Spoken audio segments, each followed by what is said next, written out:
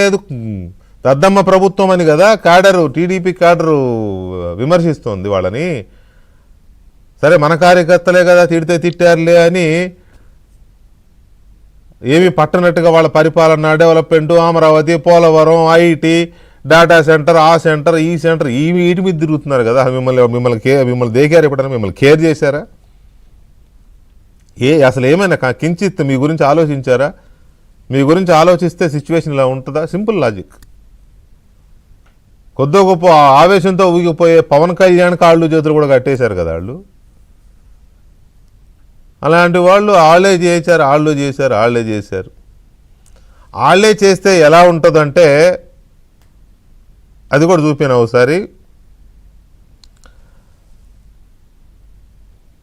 Telugu Desam party office పైన దాడి జరిగింది.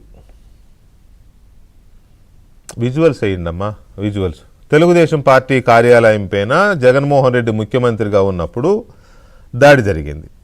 100 మంది వైసీపీ కార్యకర్తలు, రౌడీలు, గూండాలు ఆ పార్టీ నేతల ఆదేశాలతో వచ్చి పార్టీ కార్యాలయాన్ని ధ్వంసం చేశారు.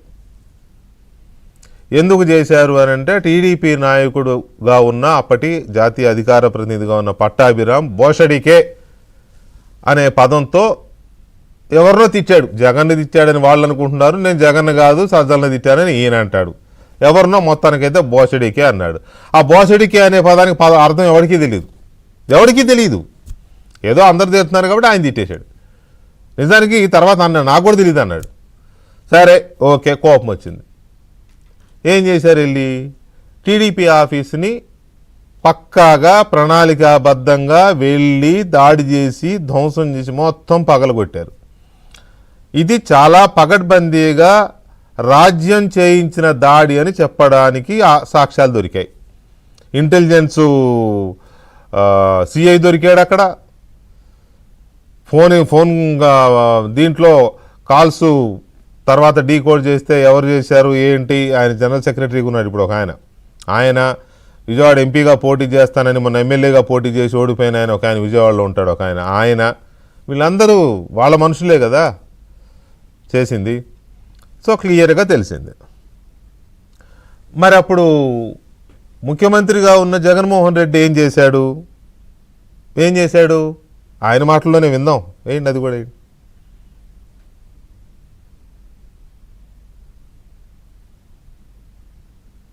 జగన్ బయటమ్మా. వీళ్ళే బూతులు తిడతారు. ఎవరూ కూడా మాట్లాడలేని అన్యాయమైన మాటలు, అన్యాయమైన బూతులు. బహుశా నేను ప్రతిపక్షంలో గతంలో ఉన్నాను, కానీ ఏ రోజు కూడా ఇటువంటి మాటలు బహుశా ఎవరు కూడా మాట్లాడిండరు. అంతటి దారుణమైన బూతులు వీళ్ళే తిడతారు. ఆ బూతులు తిట్టారు అని చెప్పి ఒక కాస్ వాళ్ళు తిడతారు.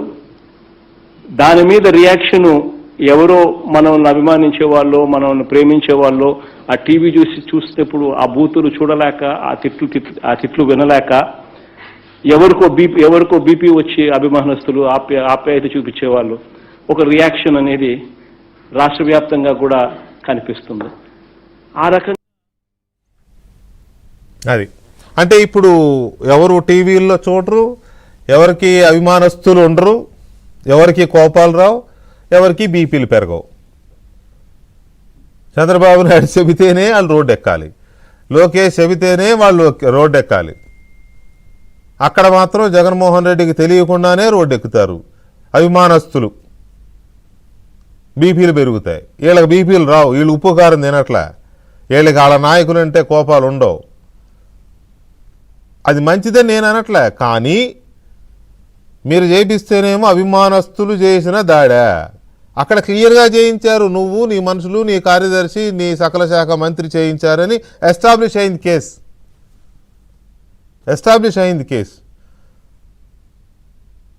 అది దాడి.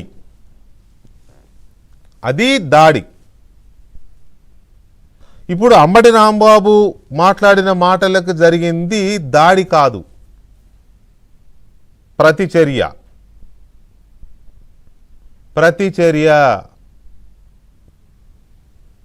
అమ్మ అని తిట్టాడు కాబట్టి ప్రతిచర్య. జోగి రమేష్ మీద దాడి జరిగింది అని అంటే అది ప్రతిచర్య. చిప్పు దొబ్బింది అన్నాడు కాబట్టి, ఇంతకంటే చాలా అన్నాడు జోగి రమేష్. నిజానికి అసలు ఆయనకి తెలుగు భాష రాదు, బూతు భాష తప్ప. నాకు మిత్రుడే కావచ్చు కానీ బూతు భాష తప్ప వేరే భాష రాదు. చిచి అనిపిస్తుంది ఒక్కోసారి. అసెంబ్లీలోనే ఒరే లుచ్చా నా కొడకా అని తిట్టాడు రఘురామరాజుని. అలాంటి మనిషి అలాంటి వాడిని పార్టీలో పెట్టుకొని నీతి సూక్తులు చెప్తే సజ్జల రామకృష్ణారెడ్డి, బొత్స సత్యనారాయణ వీళ్ళు వచ్చి మాట్లాడితే వాళ్ళు చెప్పే నూతులు బూతుల్లాగా వినపడకపోతే ఎట్లా వినపడతాయి ఇంకా మనకి? ముంతన్న వెరపు ఉండాలి కదా. పేర్ని నాని వచ్చాడు, తెర మీదకి వచ్చాడు ఆయన. నాకు ఒక సూటి ప్రశ్న. నిన్నటి నుంచి వీళ్ళు తెగ చెబుతున్నారు కదా, మా ఇల్లు కాలబెడతారా, మా మీద దాడులు చేస్తారా అని. జగన్మోహన్ రెడ్డి ఫోన్ కూడా చేసి మాట్లాడాడు అంబటి రాంబాబు. తన కూడా నా వీడియో కూడా ఉంది, అది వేయకూడదు.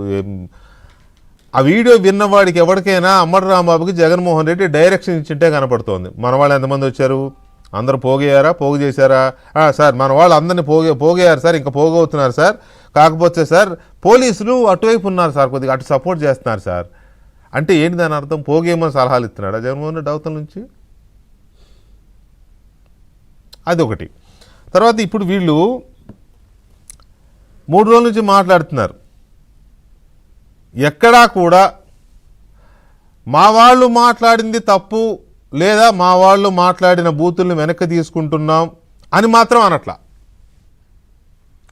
ఇది అనకూడదు, ఇక ఎవరు అనకండి అని జగన్మోహన్ రెడ్డి కానీ, సజ్జల కానీ, ఇంకో Botsa Satyanarayana senior most leader ఆయన కానీ ఎవ్వరూ ఆ మాట చెప్పడంలే. ఇదెక్కడి మరి ప్రజాస్వామ్యం అని మాట్లాడే ఈ పెద్దలు వాళ్ళు మాట్లాడే మాటల్లోంచి ఆ పచ్చి మురికిని ఎందుకు వదిలించుకోలేకపోతున్నారు అనేది ఒకటి. ఇంకొక విషయం ఉంది. అంబటి రాంబాబు గారి భార్య మాట్లాడారు, వారి పిల్లలు మాట్లాడారు. వారి ఆవేదన అర్థం చేసుకోవచ్చు. ఎందుకంటే ఇంటి మీదకి వెళ్ళారు వీళ్ళు, మంటలు, కొంత భయం లోపలే ఉన్నారు కాబట్టి భయం ఉంటుంది. ఆ భయంలోంచి వచ్చిన బాధ, ఆవేదన ఉంటుంది, అర్థం చేసుకోవచ్చు. కానీ ఇంతే ఉంటుంది ఆ పిల్ల. 8 ఏళ్ళు 9 ఏళ్ళు దానికప్పుడు, సారీ ఆ పాపకి. పట్టాభి కూతురు ఇంట్లో ఉన్నప్పుడు దాడి చేస్తే అమ్మా బాత్రూంలో దాక్కుంది. తండ్రి ఇంట్లో లేడు, తల్లి ఇంట్లో లేదు, మొత్తం పగలగొట్టారు. ఆడపిల్ల అంత చిన్న వయసులో ఎంత వణికిపోయి ఉంటుందమ్మా. దొరికితే ఆ రోజు ఏం చేసేవాళ్ళు ఆ పిల్లని అనకూడదు. కానీ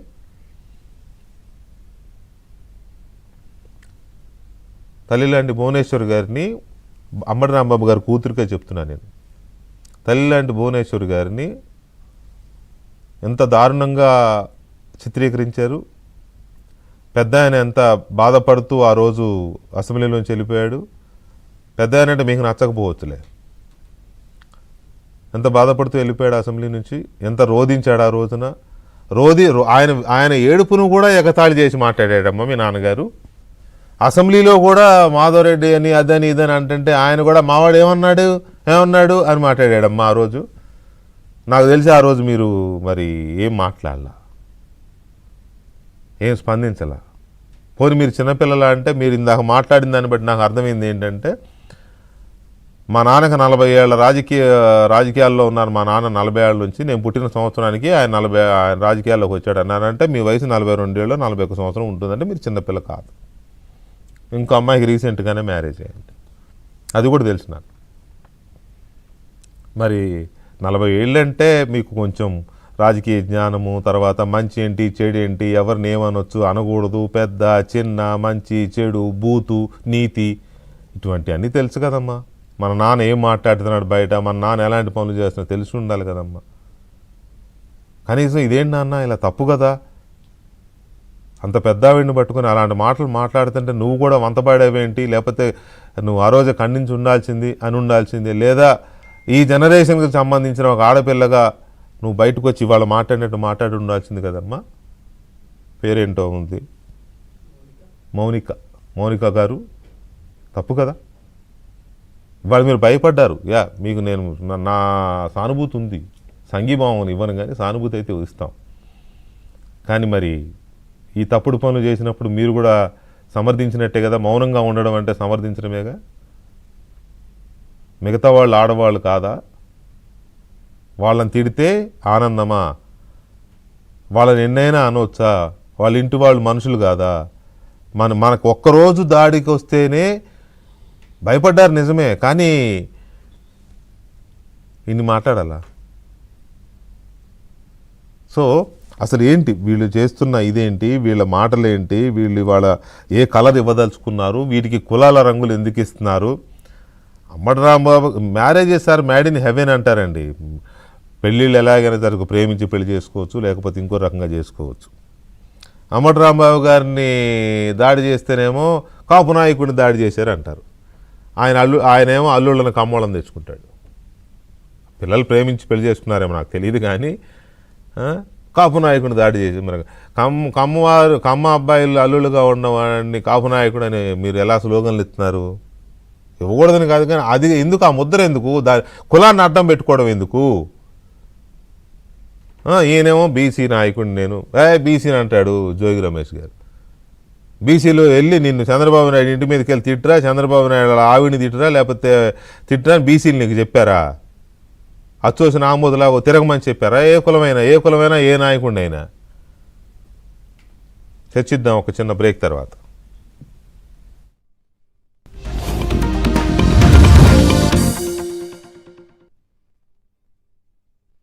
దేశంలో జరుగుతున్నాయా, దాంట్లో